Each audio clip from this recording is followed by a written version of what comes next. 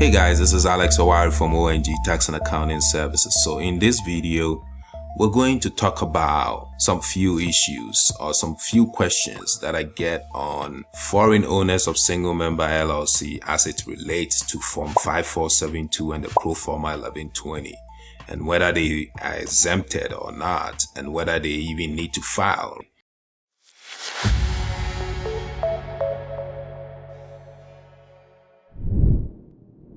I get a lot of questions about, especially people that have formed the LLC and then the LLC did not do any business and the LLC is basically inactive or dormant.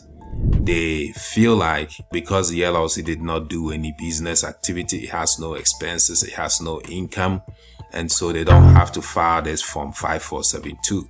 The second group of inquiry also comes from foreign owners that have formed their LLC like late in the year. So sometimes you would have someone that has formed his LLC in December 15 or December 18 or maybe October 30 or September.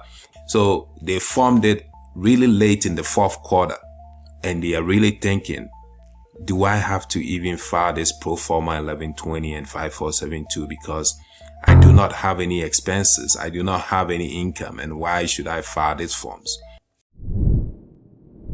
So a lot of people kind of ask themselves these questions in an effort to get out of this reporting. I mean, it would be nice if you could find an exemption and get out of it. Now, this form was not set up for foreign owners of single member LLC to determine their income and expenses. This form is very narrow and specific to reportable transactions as it relates to foreign owners of single member LLC. Therefore, if you have a reportable transaction or related party transaction that is defined in the code, you need to report this form. You need to file this form and report that reportable transaction. Now, we get it that your LLC may not have taken off. Business activities may be slow, or you probably didn't even do anything with the LLC other than the fact that you just set it up.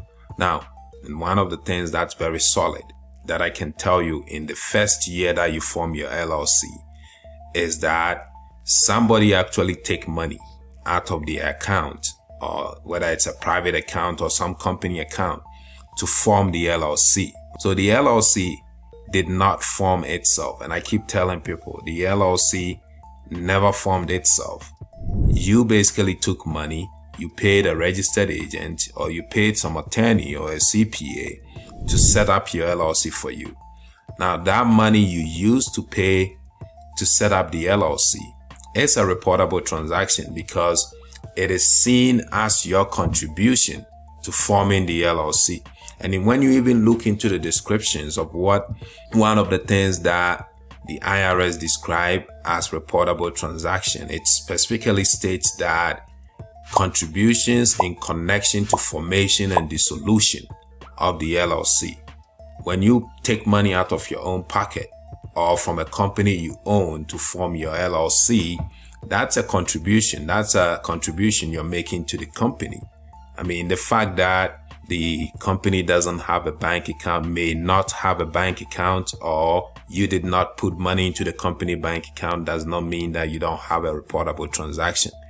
But the mere fact that you formed this company and you paid someone to form the company means that you have a reportable transaction. That is how the company came into being. So in the first year, if you're asking yourself so many questions about whether you need to file these forms or not, absolutely, in the first year, you need to file these forms. Now, in the subsequent year, you could fall into a situation where you may not have reportable transactions such as contributions and distributions and other kind of reportable transactions. But usually in the first year, you cannot escape this reporting. So for those of you that have formed your LLC in the first year and you think the LLC is not conducting any business, does not have any income, does not have any expenses, I think you're missing the point. The point is not to determine your income and expenses. The point is to determine what a reportable transaction is, which could be contributions and distribution. Reportable transaction, based on its own definition, is very broad, but the most common reportable transactions that I see with most of my clients is basically going to be contributions to the LLC or distributions from the LLC, or maybe some loans, or maybe there is some payment going out to the foreign owner's related company that he owns in abroad or owns in the US and stuff like that. So whenever you see yourself dealing directly with the LLC, whether it's money going in or money coming out, you have a reportable transaction. When you see a related party, could be a company you own, could be a relative that's taking money out of your LLC or putting money into your LLC, you may have related party transactions that you need to report. In summary, the point that I'm making is, if you're focusing on just income and expenses as it relates to this form, you're getting it wrong, because this form is not meant to tax single member LLCs. It is meant to get information on reportable transaction. So it does not matter whether you have income or expenses. All we need to know is whether you have a reportable transaction. And when you form your company, absolutely, in the first year, you would have a reportable transaction to report. Maybe in the second year, if the LLC continued to be dormant and all activities like paying the registered agent and renewing the LLC comes directly from the company's bank account, then you may not have a reportable transaction. But whenever you see yourself paying directly for the LLC's renewal or the registered agent, you have a reportable transaction.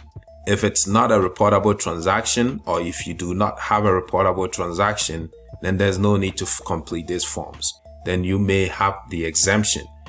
But a mere fact that you're making losses, or the business did not operate, or you did not have expenses, does not mean that you get out of this reporting.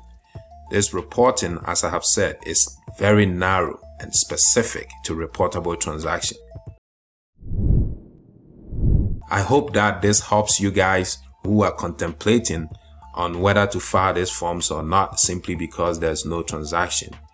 This message is just to tell you that, especially in the first year when you form your LLC, doesn't matter when you form it, whether in the beginning of the year, in the middle of the year, or towards the end of the year, you would have a reportable transaction by virtue of the fact that you formed the LLC.